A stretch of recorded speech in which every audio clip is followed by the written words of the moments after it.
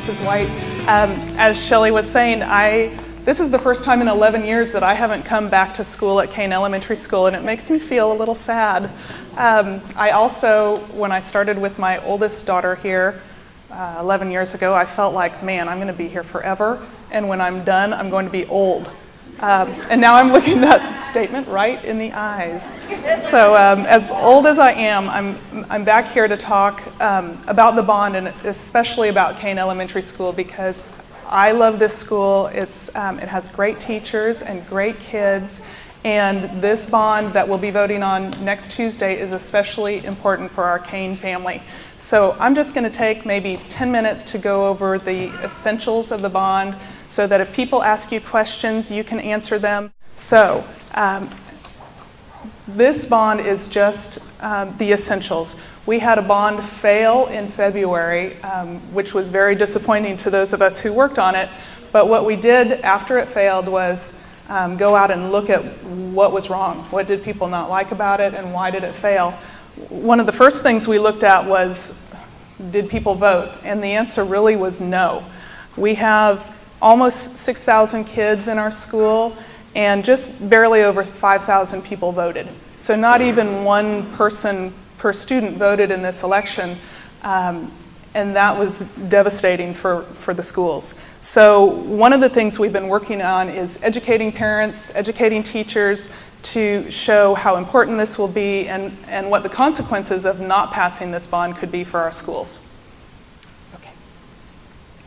So we had an independent consultant go out and interview people and send out flyers asking for their opinion on why they voted no, if they voted no.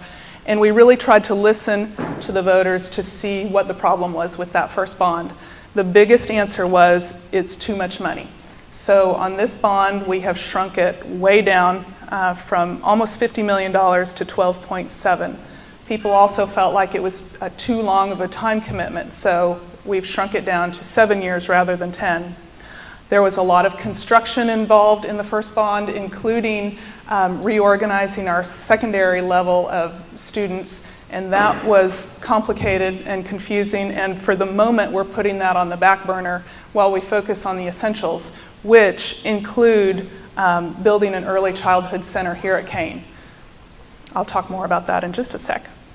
We also heard that people felt like the spending was too high on athletics, so we cut that way down to only 3.4% of the bond, I think, and there's no press box involved, which seems to be a lightning rod for discontent. And so now 3/4 of this bond is for operations and maintenance of our school district. So what are the construction projects? By far the biggest amount of money in construction would stay right here at Kane Elementary School. We have 3 portables, as I'm sure most of you know, which are in really terrible condition. They are meant to be temporary, and they are well into and past their livelihood. The oldest is 18 years old, and the 2 so-called newest are 12 years old. And those buildings are supposed to have about a 10 to 15 year lifespan. So they're either already out of their lifespan or very soon to be out of them. As you know, it's scary to have kids out there when a tornado comes. Kids have to go outside in the bad weather in order to get safe inside. And even just the day-to-day, going to lunch and specials and getting 25 little kids lined up and all their mittens and coats on is a struggle and takes teaching time away from those classrooms. So it's important to us, it's essential to us to get those kids into a real building. The other pieces of that construction are smaller projects at the other elementary schools and a small amount of construction at Custer Stadium, including fixing the lights and sound. When I attended graduation last year, there were some parents who couldn't even hear their kids' names called because the sound system is so old now. So we want to fix that. We want to update the east side restrooms, and we want to put safety handrails up those very steep steps. Okay. So the other 3/4 of the bond will be focused on operations and maintenance. And what that includes is the essentials for teaching our kids every day. We'll be spending money on curriculum, including textbooks, science kits, microscopes, that type of thing. A big piece of the bond goes to technology. I hadn't really thought about it before, but Bartlesville Public Schools have the second largest computer system in Bartlesville, next only to ConocoPhillips and Phillips 66. So we have, I think, 2,400 computers that need to be updated and kept in software. And if you've been in the kids' classrooms, you know teachers use that every day. And we parents use it to keep in touch. And we cannot run our schools without those computers. Included in the technology piece is one refresh of the equipment that we have already, meaning over 7 years we'll replace each computer one time. In the business world, they probably replace their computers every 2 or 3 years, but we want to stretch it out and be more efficient with our taxpayer dollars. The operations and maintenance also includes general maintenance. Our buildings are between 27 and 95 years old, so as you can imagine, they do need lots of maintenance. Air conditioners, boilers, carpet, roofs, etc. wear out. So this would keep us through that 7-year period being able to maintain our buildings. We also have $20 per student per year for athletic and performing arts uniforms and instruments. We have seen that kids do better if they're in an extracurricular activity. So if they are on the football team, or if they're in choir, if they're in band, they want to come to school. They want to do well so that they can play their sport or their instrument, and that helps our kids be successful. Finally, a separate piece of the bond question. There are two items to vote on. The second piece is transportation, and the bond would provide $50 per bus rider per year to just keep our buses safe and operating. Our oldest buses are around 1990 make, and they're ready to get off the road. So this is not new and special buses, but just keeping our fleet operating safely for our kids. So here's a breakdown that's not terribly easy to see, but basically Kane Elementary School takes not quite a quarter of the bond to build that new early childhood center, and most of the rest goes to operational and maintenance capital projects.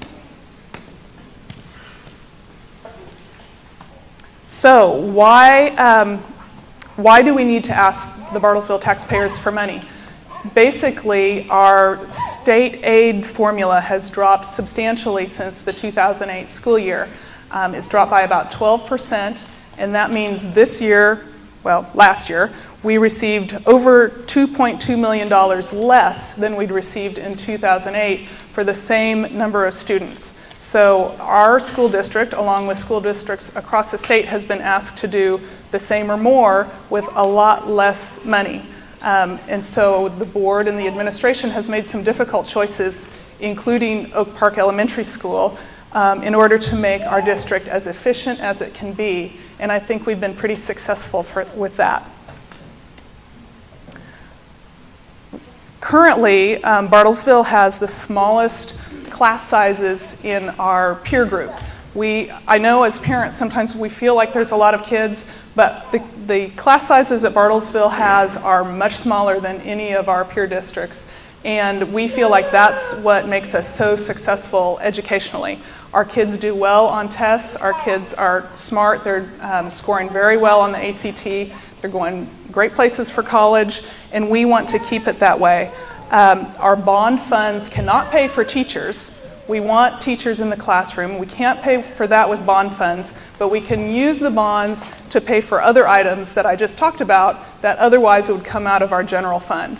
The general fund is where we pay for our teachers. So if the bond fails and we have to start paying for transportation and curriculum and maintenance out of the general fund, that will very quickly run into cutting teachers, and our class sizes will spike. Okay. One of the first questions people ask is, well, if we need a cut, why don't we cut administrators?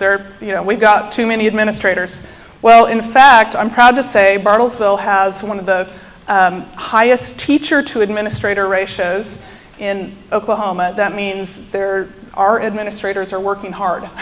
We don't have as many principals or assistant principals as lots of other schools, And in fact, a study was done saying that Bartlesville has lower administrative costs than 96% of the districts across the state. That's pretty low. I'm proud of that. We are putting the taxpayers' dollars where they belong, and that's in the classroom. Okay, so what would I like you to take away from this little talk? First of all, you guys know better than anybody in town what the portables look like and how important it is to get our kids into a real building. So I hope you'll share that with your friends and take them to the polls on Tuesday.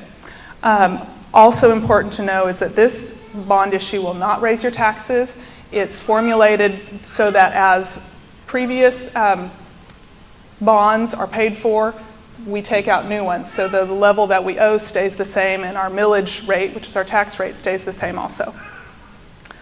This current bond will have no effect on grades 6 through 12.